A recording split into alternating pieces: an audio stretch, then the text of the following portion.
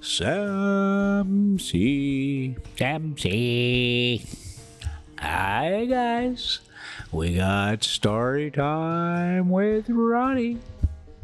The Island of Dr. Moreau. Part 11 for us. And we's at the Wind Campground getting ready to leave. And it's snowing, so we're gonna leave tomorrow. Yeah, we knew it was coming, and snow doesn't bother us too much. And we was on a September road trip, and this is our first stop. So we ended up spending here a little bit longer than we thought, but I guess that's the moral of the story when you're RVing is, you know what? You take it as it comes. Okay, the Island of Dr.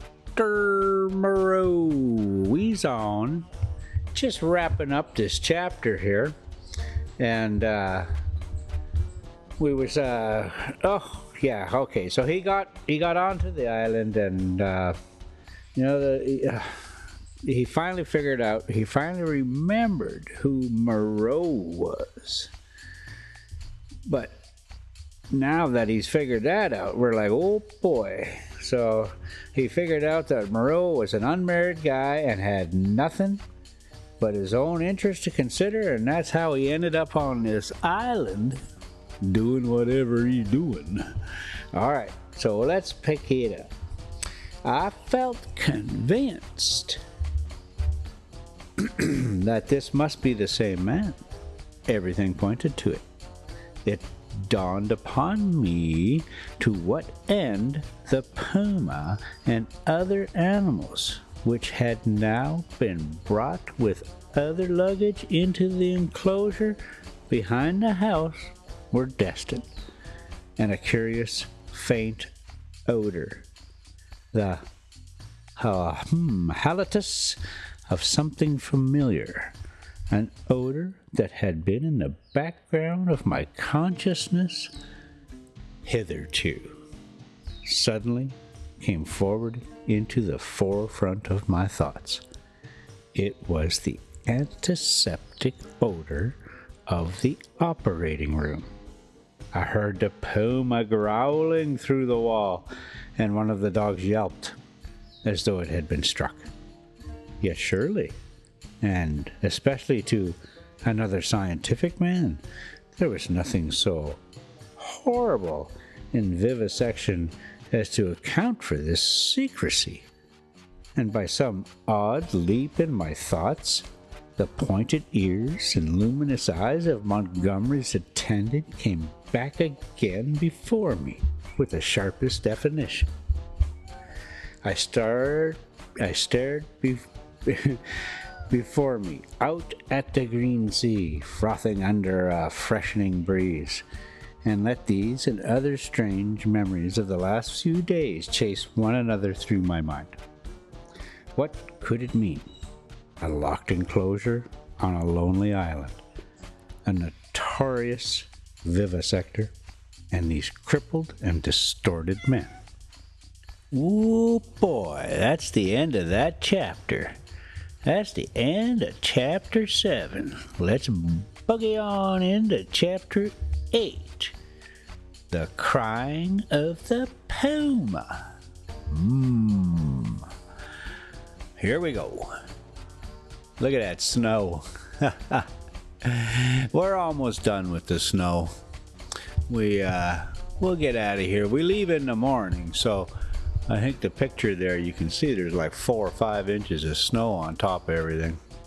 But, you know, put on the broom ball shoes, get up there and wipe off the roof, the slide outs, and let that in. It's not, I'm just teasing you. If I were to get up there, I would like to have a set of broom ball shoes, because wow, is it slippery up there. I tried it one time and no. So now, no matter what, out comes the ladder, and you just do it that way. Just move the ladder around. It's just the only safe way to do it, because that roof, oof, boy, oh boy, that is, it's so slick. So slick, and that's a long ways down. Okay, yeah, we about to leave this here campground, and we pick it up just outside when we get on the pavement there. I don't make you bounce through the campground and gravel again. I think I've done that a couple of times at least now. So, alright, let's stop our jammering and we'll get back to this story. Oh, there's the road. Okay, yep, there we go.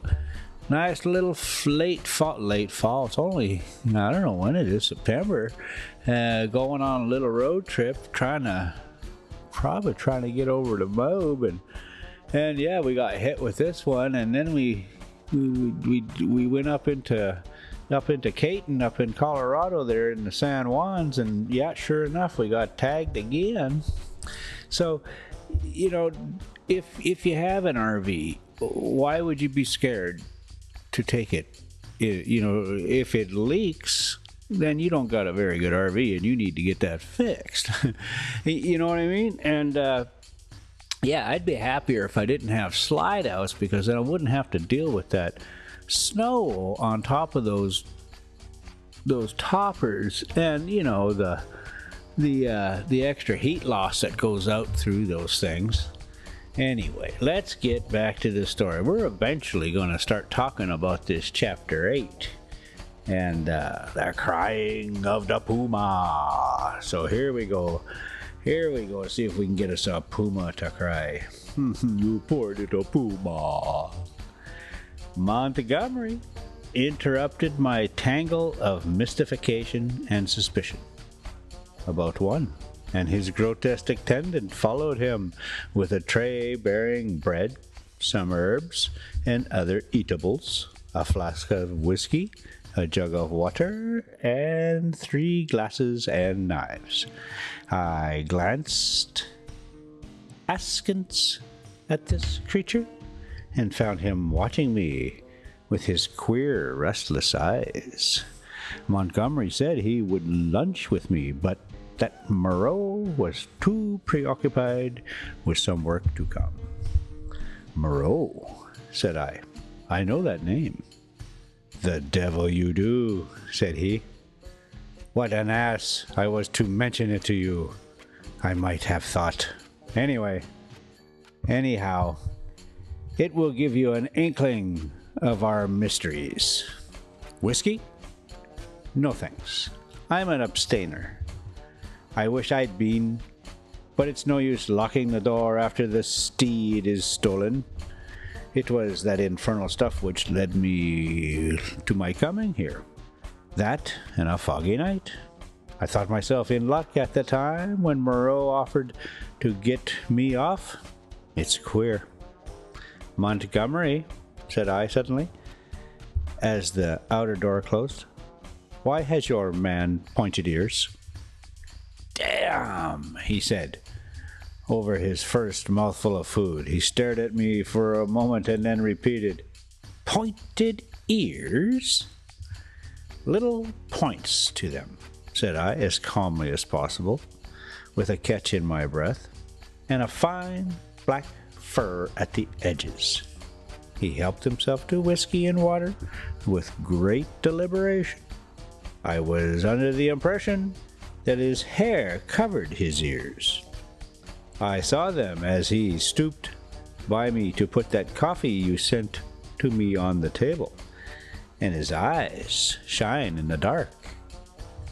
By this time, Montgomery had recovered from the surprise of my question.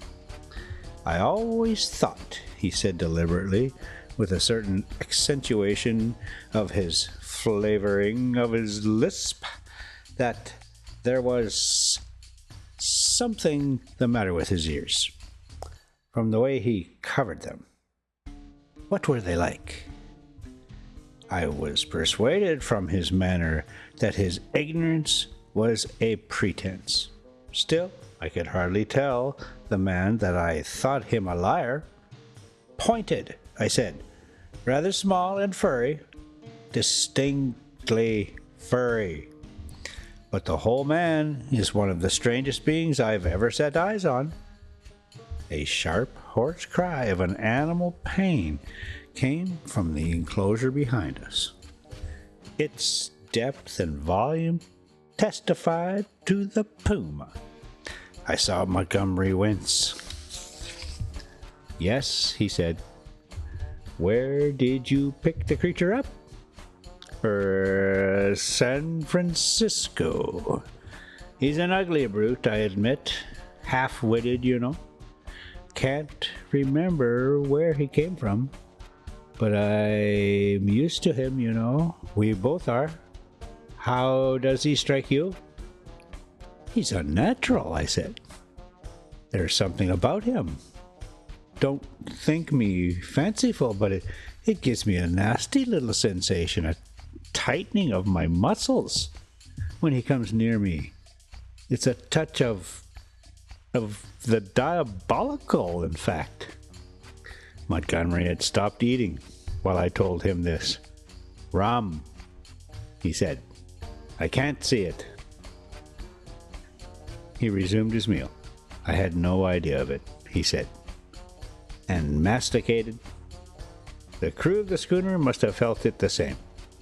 Made a deed set at the poor devil. You saw the captain."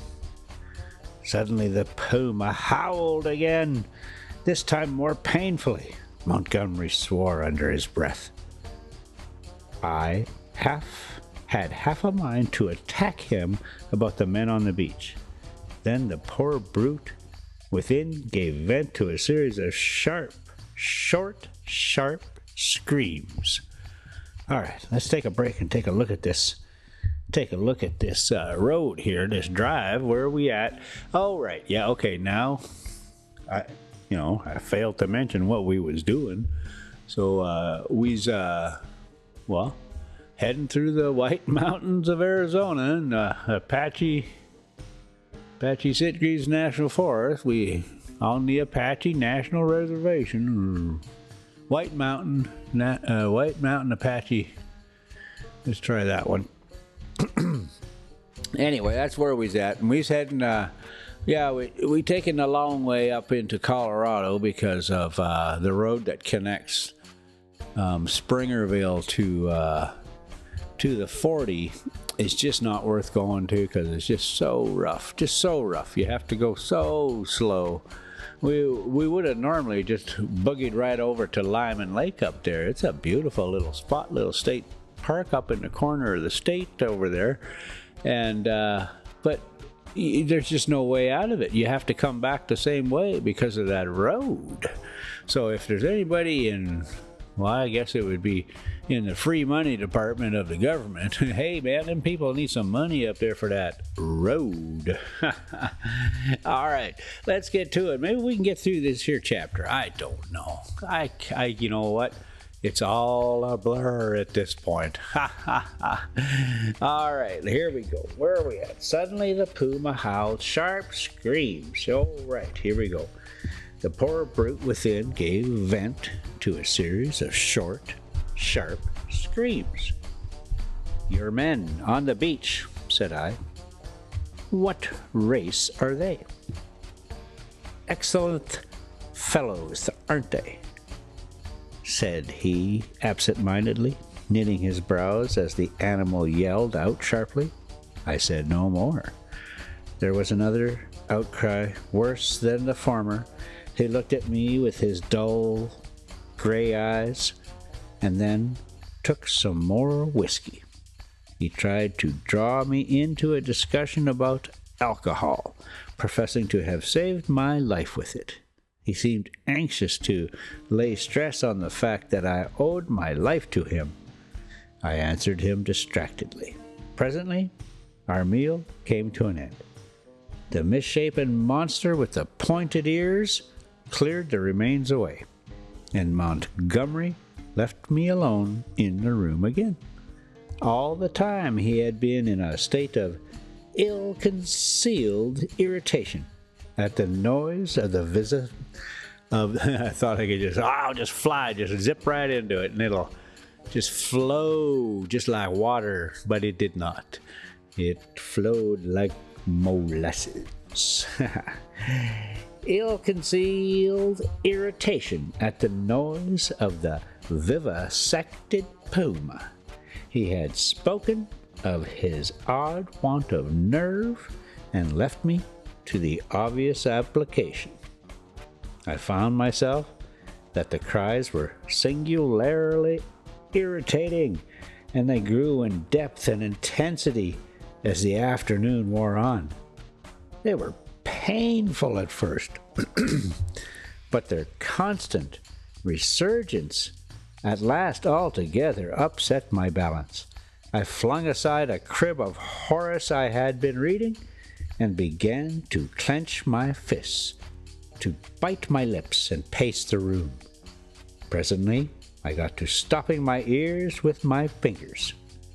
The emotional upheaval of those yells grew upon me steadily, grew at last to such an exquisite expression of suffering that I could stand it in the confined room no longer. I stepped out of the door into the slumberous heat of the late afternoon, and walking past the main entrance, locked again, I noticed, turned the corner of the wall. The crying sounded even louder out of doors. It was as if all the pain in the world had found a voice. And yet I had known no such pain was in the next room. And had it been dumb, I believe, I have thought since, I could have stood it well enough. It is when suffering finds a voice and sets our nerves quivering that this pity comes troubling us. But in spite of the brilliant sunlight and the green fans of the trees waving in the soothing sea breeze, the world was a confusion, blurred with drifting black and red phantasms, until I was out of earshot of the house in the stone wall. Woo! That's the end of chapter 8.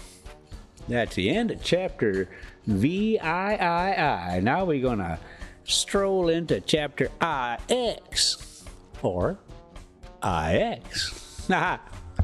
110? How about that one? 1 and 10, I guess that'd be chapter 11. Let's do chapter 11. 1 and 10, baby. That's not too good. All right. The thing in the forest. Hang on a second. Now let's take a look at this little drive. Now, oh, yeah. See, now, it looks miserable, but you can see it's still green. Like it was really nice just the last few days. And by the time we get to the end of this thing, it's going to be really nice again. The sun will be out. It'll be all nice and green. Be like, oh, man, we just had a little shower. But no, actually, it was almost a half a foot of snow. Chapter 9, The Thing in the Forest.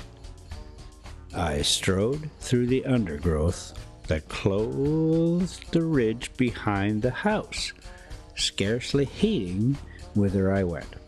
Passed on through the shadow of a thick cluster of straight-stemmed trees beyond it, and so presently found myself some way on the other side of the ridge, and descending towards a streamlet that ran through a narrow valley.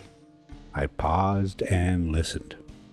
The distance I had come, or the intervening masses of thickets, deadened any sound that might be coming from the enclosure. The air was still. Then, with a rustle, a rabbit emerged and went scampering up the slope before me. I hesitated, sat down on the edge of the shade. The place was a pleasant one. The rivulet was hidden by the luxuriant vegetation of the banks, save at one point where I caught a triangular patch of its glistening water. On the further side, I saw through a bluish haze a tangle of trees and creepers, and above these again the luminous blue of the sky. Here and there, a splash of white or crimson marked the blooming of some trailing epiphyte. No way. Epiphyte? Ephosum futentite. I let my eyes wander over this scene for a while, and then began to turn over in my mind again the strange peculiarities of Montgomery's man. But it was too hot to think elaborately, and presently I fell into a tranquil state midway between dozing and waking. From this I was aroused, after I know not how long, by a rustling amidst the greenery on the other side of the stream. For a moment I could see nothing but the waving summits of the ferns and reeds. Then suddenly, upon the bank of the stream, appeared something. At first I could not distinguish what it was. It bowed its round head to the water and began to drink. Then I saw it was a man, going on all fours like a beast. He was clothed in bluish cloth, and was of a copper-colored hue, with black hair.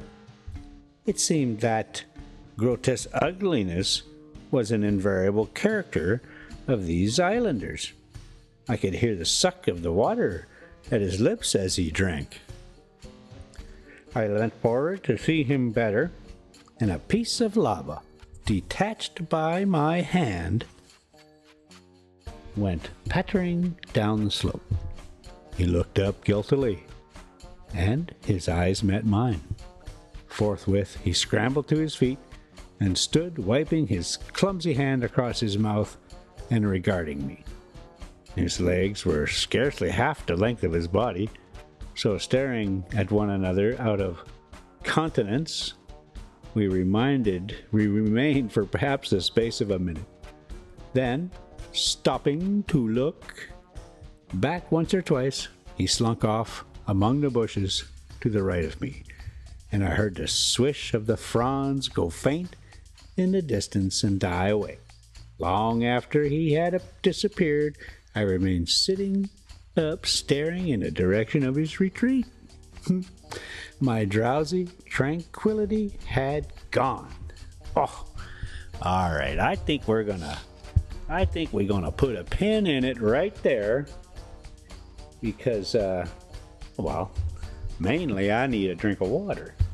But I think we're pretty close to the end of this thing. Let's take a peek. Oh yeah, you see how nice and it just looks so nice and just beautiful, like well, we just had a little shower. All right, well, there you go, guys. Thanks so much for coming along. We'll catch you next time. Let's do the thing now. Samsy. Oh yeah, there's the next morning, cleaning the snow off of them silly toppers. You go, Big Rosie. You do your thing now.